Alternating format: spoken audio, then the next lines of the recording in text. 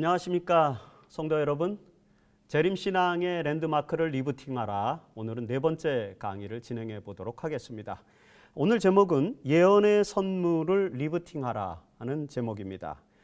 고린도전서 1장 4절에서 7절에 보면 이런 말씀이 있습니다. 그리스도 예수 안에서 너희에게 주신 하나님의 은혜를 인하여 내가 너희를 위하여 항상 하나님께 감사하노니 이는 너희가 그의 은혜 안에서 모든 일 곧 모든 구원과 모든 지식에 풍족함으로 그리스도의 증거가 너희 중에 견고케 되어 너희가 모든 은사에 부족함이 없이 우리 주 예수 그리스도의 나타나심을 기다림이라. 그리스도의 증거가, 예수의 증거가 너희 중에 견고케 되어서 너희가 모든 은사에 부족함이 없는 삶을 살게 된다. 그런 날이 오기를 기다린다. 이런 바울의 권면의 말씀, 고린도 교회에게 주신 말씀, 이 말씀을 기초로 해서 오늘 예언의 선물, 예수의 증거인 예언의 영, 예언의 선물에 대한 말씀을 함께 나누도록 하겠습니다. 자, 재림신앙의 랜드마크 중에 네 번째는 예언의 선물입니다. 우리가 보통 예언의 신으로 명명하는 개념이죠. 예언의 신이라는 용어는 요한계시록 19장 10절에서 가져온 표현입니다. 거기 요한계시록 19장 10절에 보면은 예수의 증거는 대언의 영, 예언의 신이라는 그런 표현이 있죠. 이 표현이 영어로는 Spirit of Prophecy로 되어 있습니다. 그래서 이 말을 과거에 개역 한글판에서는 예언의 신으로 번역을 했습니다. 하지만 최근에 개정개역에서는 예언의 영으로 번역을 하고 있습니다. 이 단어가 갖는 의미는 예언하는 성령의 은사를 말하는 것입니다. 즉 예수의 증거는 예언하는 성령의 은사, 이런 표현으로 설명할 수 있는 것이죠. 따라서 예수의 증거는 예언하는 성령의 은사, 즉 엘렌 화이트에게 주어진 예언의 은사를 말하는 것이며 그 은사를 통해서 우리에게 주어진 화이트 부인의 책들을 예언의 선물이라고 명명할 수 있습니다. 그래서 요즘은 예언의 신이라는 그런 용어 대신에 예언의 선물이라는 용어를 사용하게 되는 것입니다. 그래서 제가 예언의 신을 리부팅하라고 제목을 붙이지 않고 예언의 선물을 리부팅하자라고 이렇게 제목을 붙인 이유는 바로 이런 번역의 변화, 그리고 실제로 예수의 증거는 예언의 영이라고 표현한 그 Spirit of Prophecy에 대한 내용을 좀 더 잘 설명할 수 있는 용어이기 때문에 그렇게 제목을 정했다라는 것을 먼저 이해해 주시면 감사하겠습니다. 자, 엘렌 화이트에게 주어진 예언의 영은 재림 운동의 실망을 극복하고 새로운 운동을 전개하게 만들어준 매우 중요한 은사였습니다. 하나님의 계시가 어린 소녀에게 주어졌고 그 소녀는 그 기별을 실망한 재림 신도들에게 증거하였습니다. 그 과정에서 재림 운동에 가담했던 재림 신도들은 새로운 소망을 갖게 됩니다. 이런 사람들이 모여서 제7일 안식일 예수 재림교회를 세웠죠. 엘렌 화이트는 이 예언의 은사로 재림교회를 설립한 선구자 중에 한 사람이 되었습니다. 특별히 그녀가 받은 많은 계시와 예언의 선물들은 재림교인들의 신앙에 매우 큰 위로와 안위의 기별이 되었습니다. 그리고 그녀의 기별에 따라서 재림교회의 신앙과 생활 양식의 틀이 형성되게 되었습니다. 이처럼 엘렌 G 화이트의 생애와 예언의 선물은 재림교회의 매우 풍성한 은혜의 통로가 되었죠. 그런데 엘렌 화이트의 예언의 선물을 비평하는 사람들이 많습니다. 특별히 이런 비평은 재림교회 역사 초기부터 지금까지 계속되고 있습니다. 오늘날 엘렌 화이트의 예언의 선물이 비평을 받는 것은 사실 그 본질의 문제 때문이 아니라 예언의 선물에 대한 재림교인들의 에토스와 관련이 많습니다. 그래서 이 시대에 엘렌 화이트의 예언의 선물을 희망의 기별로 증거하기 위해서는 엘렌 G 화이트과 예언의 선물에 대한 우리의 신앙을 리부팅해야 한다라고 볼 수 있습니다.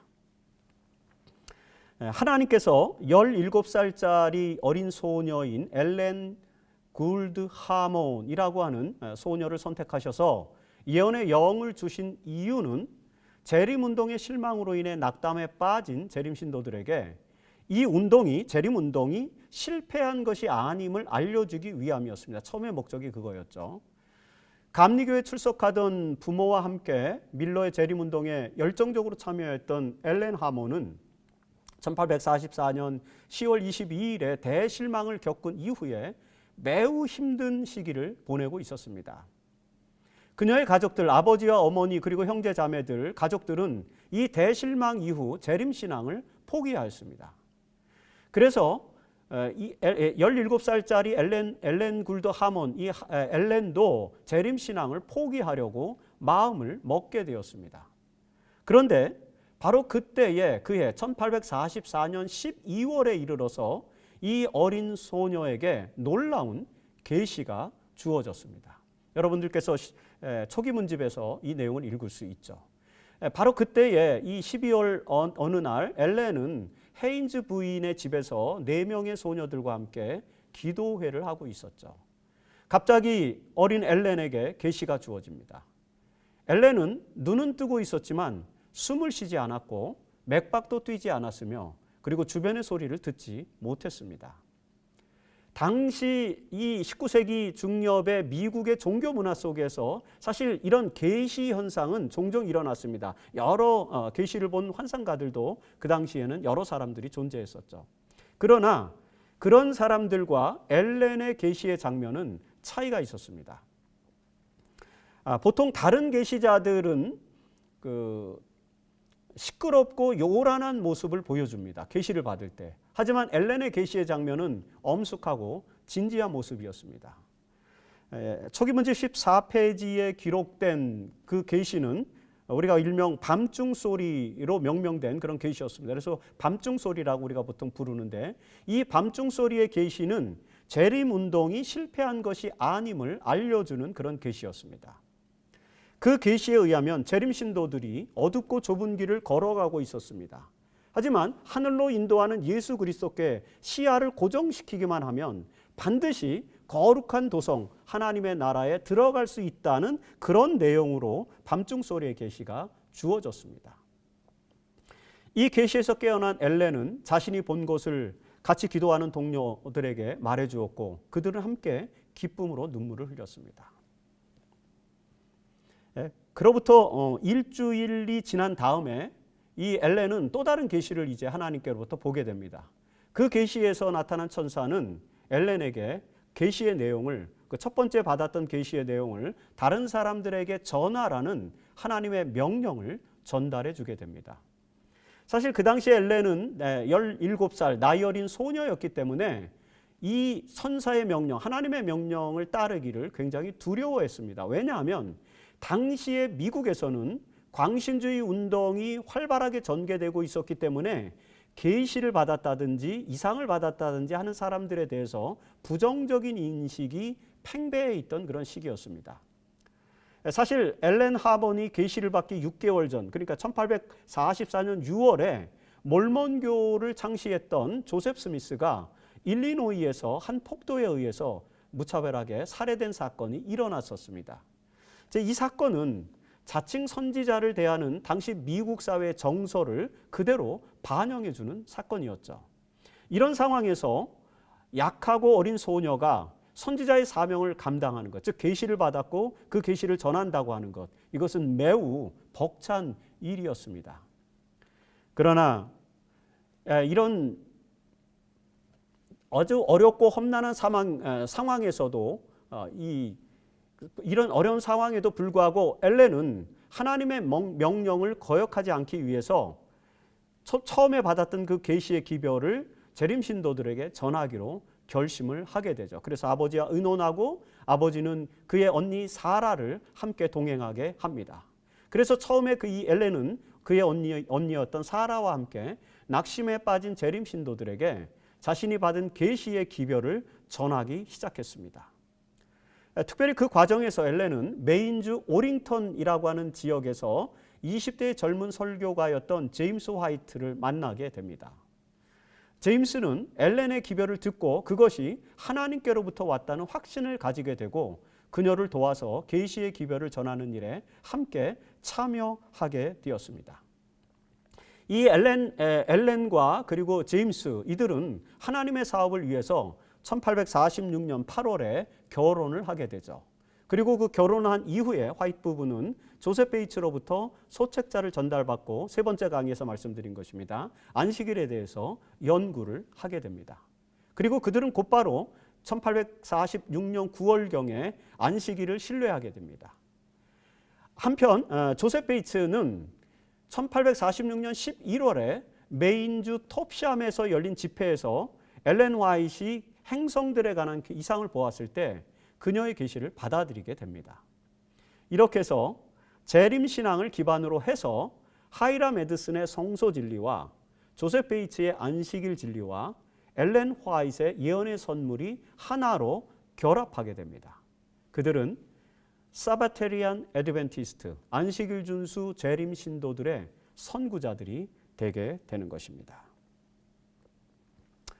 자, 이렇게 어린 엘렌에게 주어진 예언의 선물의 역할과 의의는 무엇인지 한번 살펴보도록 하겠습니다.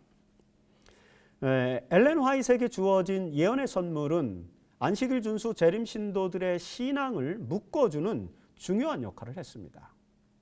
그러나 재림교회의 교리는 계시에 의해서 주어진 것은 아니었다는 것을 우리는 알아야만 합니다.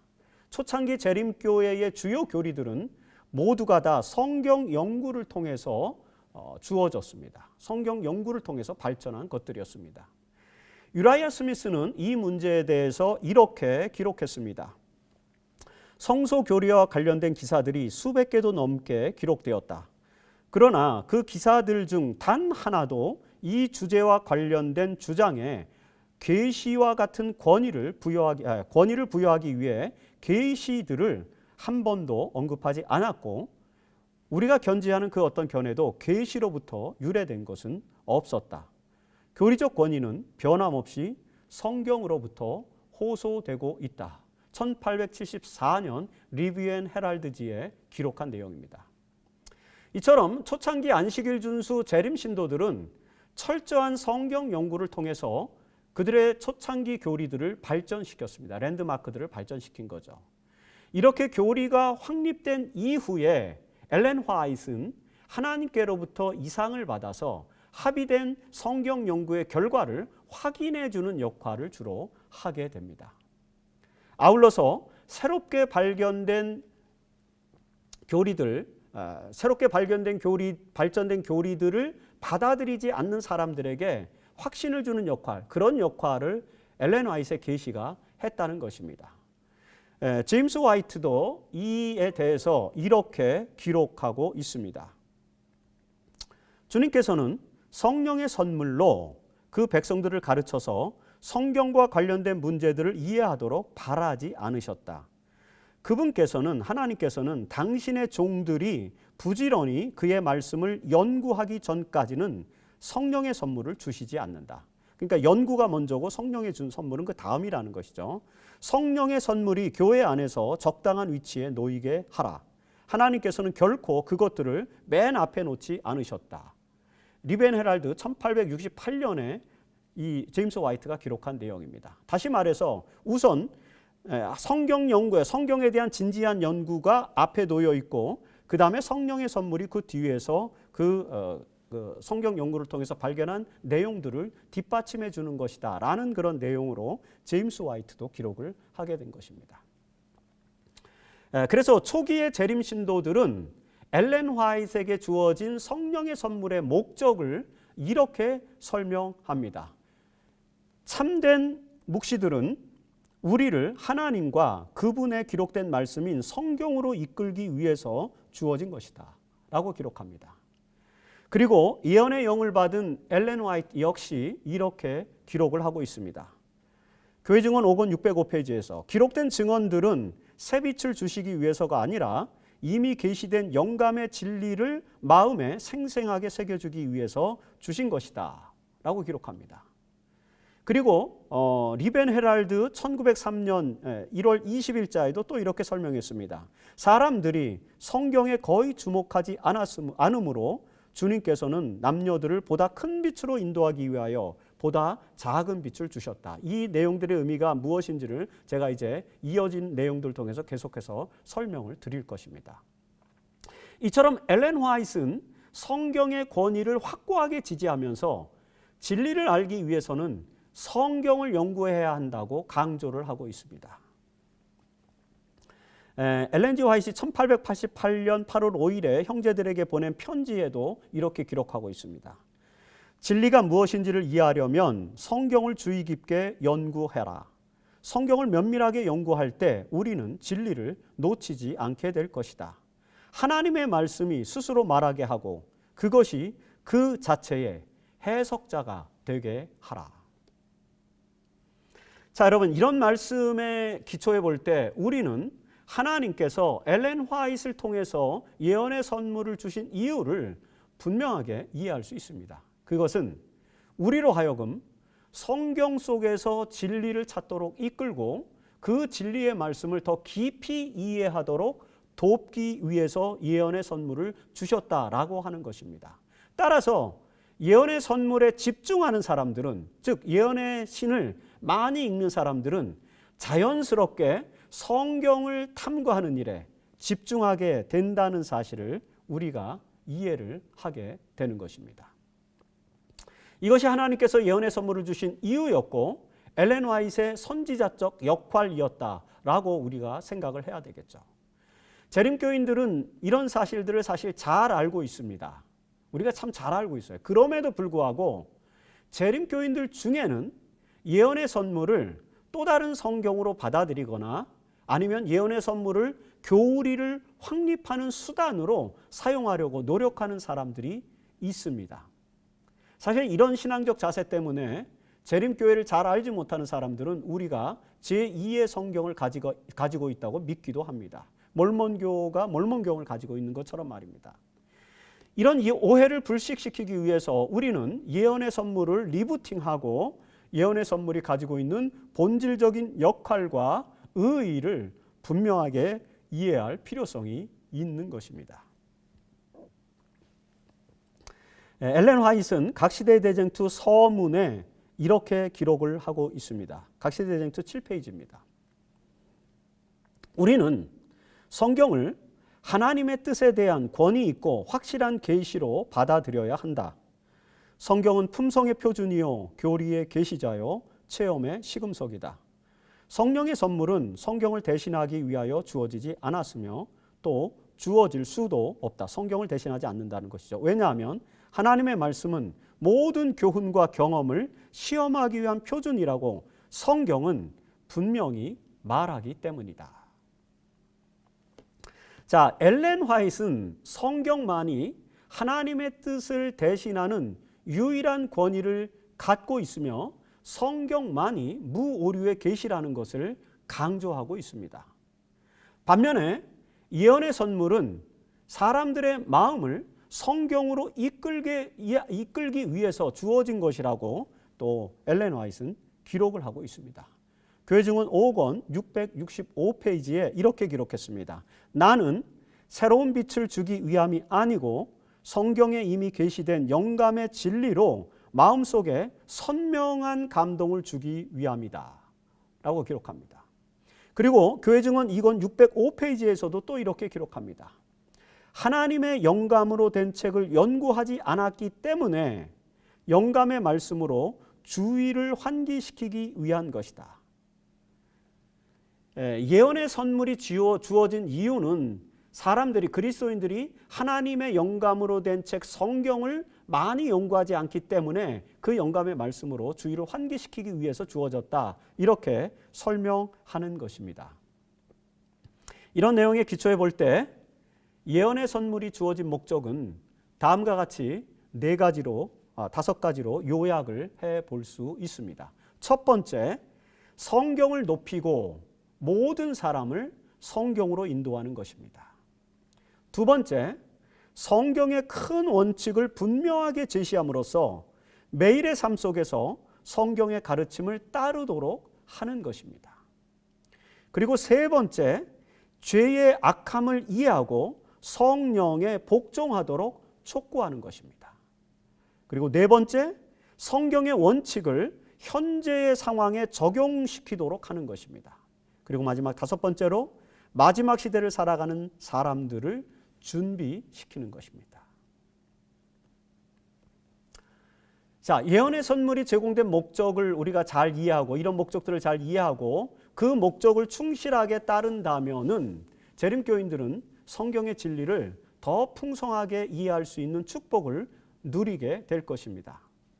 그러나 예언의 선물을 잘못 사용하게 되면 많은 비평에 직면하게 되는 것이죠. 실제로 재림교회 역사에서 엘렌 화이트의 선지자성과 예언의 선물에 대한 수많은 비평들이 존재해 왔습니다. 그 이유는 초기 재림교인들 중에서 예언의 선물을 성경과 동일한 권위를 가진 책으로 이해하고 축자적인 영감의 방식으로 예언의 시를 받아들이고자 하는 시도가 있었기 때문이라는 사실을 우리는 재림교회 역사를 통해서 살펴보게 됩니다. 1888년에 개최되었던 미니애폴리스 총회의 핵심 인물이자 영웅들이었던 A.T. 존스와 그 다음에 엘렛.J. 웨그너 그리고 프레스코트와 같은 인물들이 바로 그런 사람들이었습니다. 프레스코트의 경우에는 1911년에 대쟁투 개정 작업에 참여하면서 축자 영감을 버리고 사상 영감으로 돌아서면서 성경과 예언의 선물에 대한 건전한 이해를 회복하게 되었던 대표적인 인물입니다. 그러나 A.T. 존스와 같은 지도자들은 끝까지 축자 영감을 주장하다가 나중에는 결국에 엘렌 화이트의 선지성을 부인하게 되죠. 그리고 1919년 20년에 볼맨이라든지 와시번이라든지 윌콕스 그리고 30년대에 밀란 앤드리어슨, ML 앤드리어슨 같은 사람들은 축자 영감을 지지하여 재림교회의 영감론에 균열을 낳게 하였습니다. 재림교회는 사상 영감을 믿고 있는데 이 축자 영감을 지지하는 이런 일 때문에 이제 영감론의 논쟁이 되기도 합니다. 이런 이유 때문에 엘렌 화이트의 선지성과 예언의 선물이 비평을 받는 역사가 나타나게 되었다는 것을 우리는 역사적으로 살펴볼 수 있습니다. 화이트 부인의 선지성과 예언의 선물의 영감성에 대한 비평이 본격적으로 제기된 것은 1889년 더들리 켄라이트라고 하는 사람이 재림교회를 떠나면서였습니다. 그는 한동안 교단의 불만을 가지고 교단과 대립하다가 1919년에 화이트 부인이 죽고 난 이후에 엘렌 화이트의 생애라는 책을 썼는데 그 책에서 화이트 부인이 다른 사람들의 글들을 표절했다고 주장하는 표절 논쟁을 제기를 하게 되죠. 바로 이런 주장들, 이 더들리 켄라이트의 주장들은 그 이후에 100년 이상 지속되었고 지금도 계속되고 있습니다. 대부분의 화이트 부인의 표절 문제의 기초는 다 이 켄라이트가 바로 1919년에 쓴 책에서부터 유래되고 있다는 사실을 우리는 알게 됩니다. 이런 주장들이 100년이 계속 지속된 것이죠. 특별히 1970년대 들어서서 엘렌 화이트의 차용 논쟁이 전문적으로 연구되고 확장되기 시작했습니다. 1976년에 로널드 넘버스라고 하는 학자는 건강의 여선지자라는 책을 썼는데 그 책에서 엘렌 화이트의 건강 기별들이 상당 부분 당대의 건강개혁자들의 개념을 차용한 것이다, 표절한 것이다 라고 이렇게 주장을 하였습니다. 그리고 그 이듬해인 1977년에는 도널드 맥아담스라고 하는 역사학자가 엘렌 화이트의 광범위한 차용, 화이트 부인이 광범위하게 그의 글에 다른 사람들의 글을 차용했다라는 그런 입장을 제기하기도 했습니다. 맥아담스는 책을 출판하지는 않았습니다. 그런 내용을 주장하고 아티클은 썼지만 출판은 하지 않았습니다. 이런 내용들이 집대성돼서 1982년에 월터 레이 목사가 White Lie라는 책, 화이트의 거짓말이라는 책에서 시대의 소망과 부조와 선지자의 광범위한 차용, 즉 표절이 나타나고 있다고 주장하였습니다. 이들이 제기한 문제들은 지금도 계속적으로 반복되고 있고 많은 인터넷 사이트를 통해서 그 내용들이 그대로 이렇게 걸러지지 않고 계속해서 제공되고 있는 그런 실정에 있습니다. 자, 이런 논쟁이 벌어질 때마다 교단은 대총회는 적극적으로 대응을 하게 되죠. 그래서 우리가 역사를 볼 때 1919년에 성경대회가 개최되고 영감론이 주요 이슈였습니다. 1952년에 또 성경대회가 개최되고 여기서도 영감론과 기타 많은 재림교회의 본질적인 교리들이 논쟁이 되었고, 그리고 1974년에도 역시 영감론과 성서해석학을 놓고 성경대회가 또 개최가 되게 됩니다. 이런 성경대회들을 연속해서 개최하면서 논란이 되고 있는 문제들에 대한 교단의 입장을 적극적으로 정리를 하게 됩니다. 그리고 1981년부터는 저 유명한 시대소망 프로젝트를 전개하였습니다.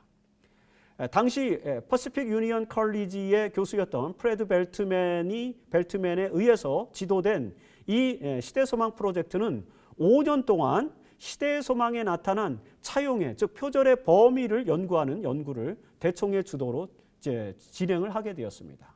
그리고 이 연구의 결과가 1988년 대총회에 보고되었는데, 그 보고서에 나타난 연구의 결과에 보면은 시대 소망에 약 30% 정도의 차용이 있었다. 하지만 법적인 문제는 없다는 그런 결론이 보고가 되었죠.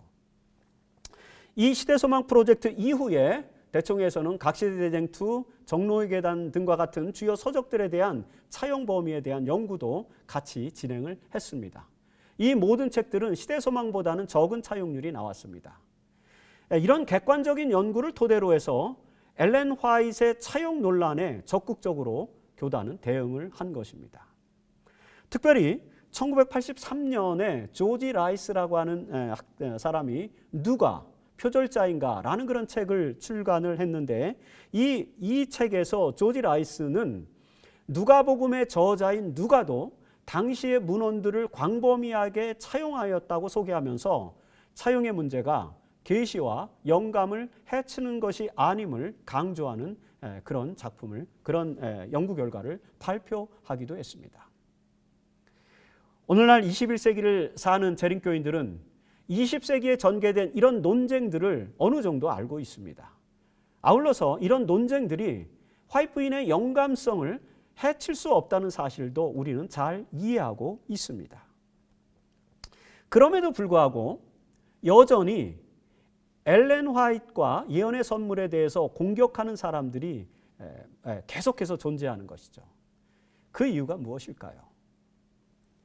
이 문제와 관련해서 진지하게 성찰해 보면 우리는 그 이유를 알 수 있습니다. 그것은 여전히 많은 재림교인들이 예언의 선물의 역할과 의의를 잘못 이해하고 있기 때문이며, 예언의 선물을 잘못 사용하고 있기 때문이라고 우리는 생각해 볼 수 있습니다. 예언의 선물, 엘렌 화이트의 영감성을 공격하는 사람들의 핵심 내용은 재림교인들이 예언의 선물을 제2의 성경으로 받아들이고 있다는 인식입니다.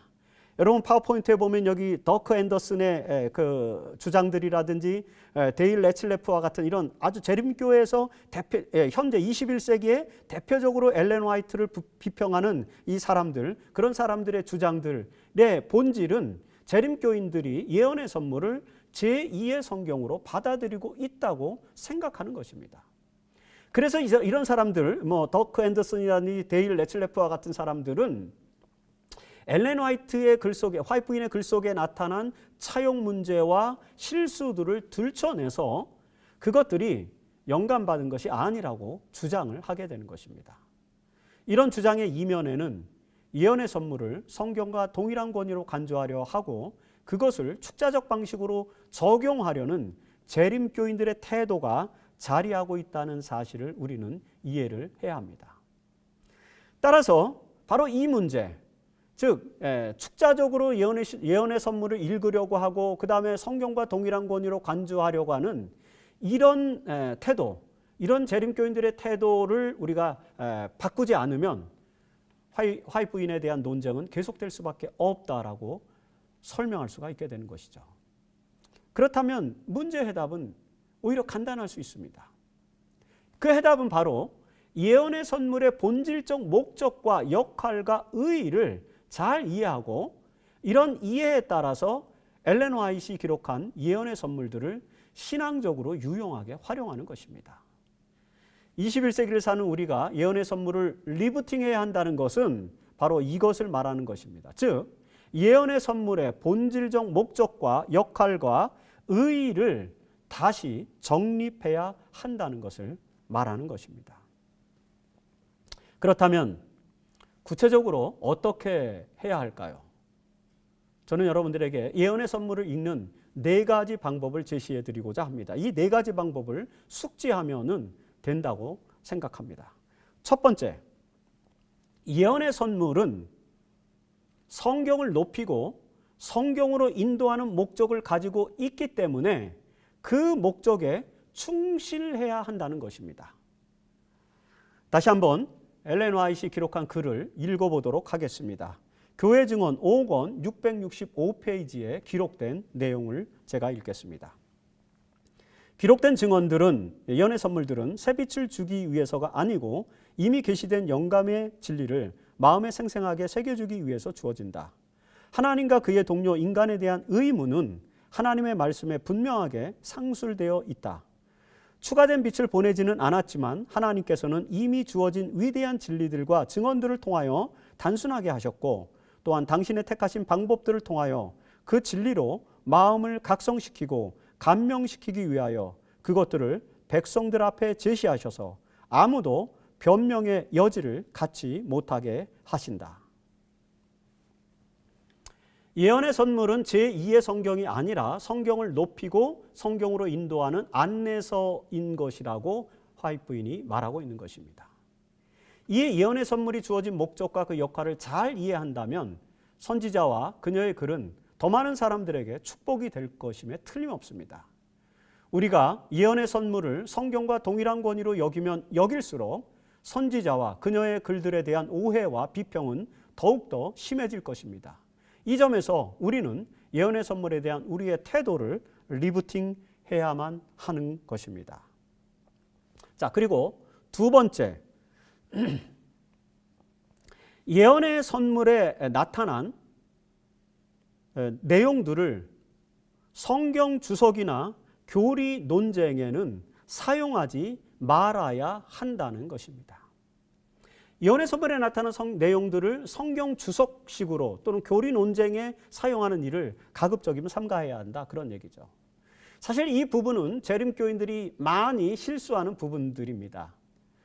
화이트 부인은 스스로 이렇게 하지 말라고 권면하셨습니다. 매일 드리는 문제에 관한 저들의 견해를 주장하기 위하여 나의 글들을 인용하는 일에 신중해야 나의 글들을 인용하는 일이 없도록 간청하는 바이다. 이것이 매우 중대한 문제가 아님을 보여주셨다.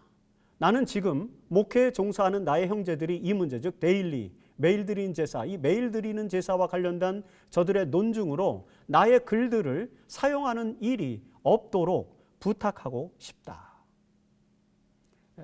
가려 뽑은 기별 1권 164페이지에서 화이트 부인이 하신 말씀입니다. 여러분, 재림교회 공식 문서에도 이런 권면들이 등장을 합니다. 101 question이라고 하는 책 41페이지에 보면은 이런 내용이 있습니다. 엘렌 화이트의 글은 그 성격이 설교적이거나 전도적이지, 설교적이고 전도적이지 완전히 주석적이지는 않다. 다시 말해서 엘렌 화이트의 글들은 주석적인 글이 아니라 설교적이고 전도적인 글이다라고 설명하는 것입니다. 계속해서 이렇게 기록합니다. 엘렌 화이트의 글을 읽는 사람들은 독자들을 위해 주석적 관점으로부터 성경절을 해석한다고 주장하기 전에 그녀가 어떻게 주어진 성경절을 사용했는지 아주 확실하게 알 필요가 있다. 동일한 책 42페이지입니다. 자, 이 말씀에서 우리가 알 수 있는 것은 화이트 부인이 영감을 받아서 기록한 예언의 선물은 목회적이고 예언적이고 설교적인 글들이지만 신학적이거나 주석적인 글들은 아니라는 것을 말하는 것입니다. 따라서 예언의 선물에 기록된 글들을 가지고 교리적인 논쟁을 해서는 안 된다. 가급적이면 피해야 한다라고 하는 것입니다. 하지만 너무 많은 재림교인들이 그렇게 하고 있죠. 예언의 신의 말씀, 예언의 선물의 말씀을 가지고 교리적인 논쟁을 많이 하게 됩니다. 그런 것들 때문에 비평가들로부터 비평을 받게 되고 예언의 선물의 목적을 잘못 사용하게 되는 것입니다. 이런 우리의 신앙 태도를 우리는 리부팅해야 한다라고 볼 수 있는 것입니다. 화이트인의 글들은 목회적으로 사용되어져야 됩니다. 그리고 예언적인 방식으로 예언의 글로서 예언적인 글로서 사용되어야 하고 또 전도적인 목적으로 사용되어야 한다라고 하는 것이 바로 이런 말씀을 통해서 우리가 깨달을 수 있는 내용들입니다. 그리고 세 번째, 예언의 선물에 나타난 글들을 오용해서는 안 된다고 하는 것입니다. 화이트인은 이렇게 또 기록하고 있습니다. 많은 사람들이 그들이 가지고 있는 믿음을 증명하기 위해 단지 한 곳에 언급한 진술이나 문맥에서 벗어나게 인용함으로써 증언의 의미를 해석하는 데 실수를 범하고 있다, 오용하고 있다는 것이죠. 어떤 사람들은 주의 깊게 찾기만 하면 단지 한 곳에 언급한 진술에 기초한 믿음을 더 이상 지탱할 수 없는 글을 발견할 수 있는데도 불구하고 무시한다라고 하는 것이죠. 남은 자손을 위한 사자 88페이지에 있는 말씀입니다. 사실 이런 말씀은 여러 군데에서도 등장을 하게 됩니다. 증언들로 하여금 스스로 말하게 하라. 개인들로 하여금 개인이나 가정들에게 주어진 가장 강력한 진술들을 모으지 말게 하라. 그리고 그들이 채찍을 사용하기를 원하면 무엇인가 몰아붙이는 것을 갖기를 원하기 때문에 그렇게 하도록 하는 일이 없게 하라. 화이트인의 말씀을 가지고 채찍으로 사용해서는 안 된다라는 말씀을 가룟비변 기별 3권 286페이지, 287페이지에서 설명을 하는 것입니다. 여러분, 화이트인이 이런 내용을 기록했다는 것은 이미 화이트인 당시에도 예언의 선물을 잘못 사용하는 사람들이 있었음을 알게 해주는 것입니다. 그분의 글은 자기들의 견해를 옹호하기 위해서 임의로 사용되어서는 안 되는 것입니다. 예언의 선물에 나타난 의미를 올바로 이해하고 적용하려면 그 텍스트 자체뿐만 아니라 그 텍스트에 담겨있는 컨텍스트를 잘 이해해야만 합니다. 그러나 많은 사람들은 그렇게 하지 않고 텍스트만을 임의로 이해해서 적용함으로 예언의 선물을 오용하게 되는 사례가 나타나게 되는 것입니다. 이런 상황이 반복되면서 그녀의 글들에 대한 비평이 지속되는 것입니다. 그래서 우리는 예언의 선물을 오용하지 않도록 예언의 선물에 대한 우리의 인식을 리부팅할 필요가 있다는 것을 말씀드리는 것입니다. 그리고 네 번째, 예언의 선물에 주어진 글들을 가지고 다른 사람을 비판하지 말아야 한다는 것입니다. 이와 관련해서 M.L. 앤드리어스는 이런 말을 했습니다. 1948년에 기록한 말입니다. 나는 우리의 가르침에서 분명히 와이프인에게 주어진 자리를 알아야 할 때가 왔다고 믿는다. 우리는 절대로 그녀를 성경 위에 두어서는 안 되며 그녀를 거절해서도 안 된다. 우리는 하나님께서 우리에게 주신 분별력을 사용해야만 한다. 주장하고 단언할 때 주의해야 한다. 누군가가 당신과 동의하지 않는다고 해서 그가 증언을 믿지 않는다고 절대로 생각하지 말라. 그대는 증언에 대한 그대의 해석을 믿지 않는 것일 수 있다. 그러나 여전히 그는 당신처럼 증언을 완전히 믿고 있을 수 있다. 그리고 당신보다 더 균형진 견해를 가질 수도 있다. 비평하지 말라는 것이죠. 엘렌 화이트는 재림교회의 조직과 사업에 많은 동력을 제공해 주었습니다. 그리고 그녀는 재림교인들의 생활 양식의 변화를 주도하였습니다. 그리고 화이트인은 하나님 나라의 확장을 위한 선교에 열정을 보여주셨습니다. 특별히 화이트인은 교회가 논쟁과 갈등에 빠져 있을 때마다 중재하고 화해시키는 역할을 주로 하였습니다. 그리고 그녀는 재림교인들이 품성의 변화를 통해서 구원의 확증을 얻도록 하는 일에 많은 역할을 하였습니다. 이런 것들이 엘렌 화이트과 예언의 선물의 역할이었다는 사실을 오늘 우리는 기억할 필요가 있습니다. 이런 역할이 재림교인들의 삶 속에서 풍성하게 작동하도록 하기 위해서 우리는 예언의 선물을 리부팅해야만 합니다. 그렇게 한다면 지금까지 우리가 받았던 많은 비평으로부터 우리가 좀 더 그 비평을 객관화시킬 수 있고, 특별히 화이트 부인을 통해서 우리에게 주어진 이 놀랍고 고귀한 마지막 시대의 기별을 가지고 이 세상에 그것을 희망의 기별로 승화시키면서 많은 사람들을 구원에 이끌 수 있는 그런 놀라운 역사를 우리는 발견할 수 있게 될 것입니다.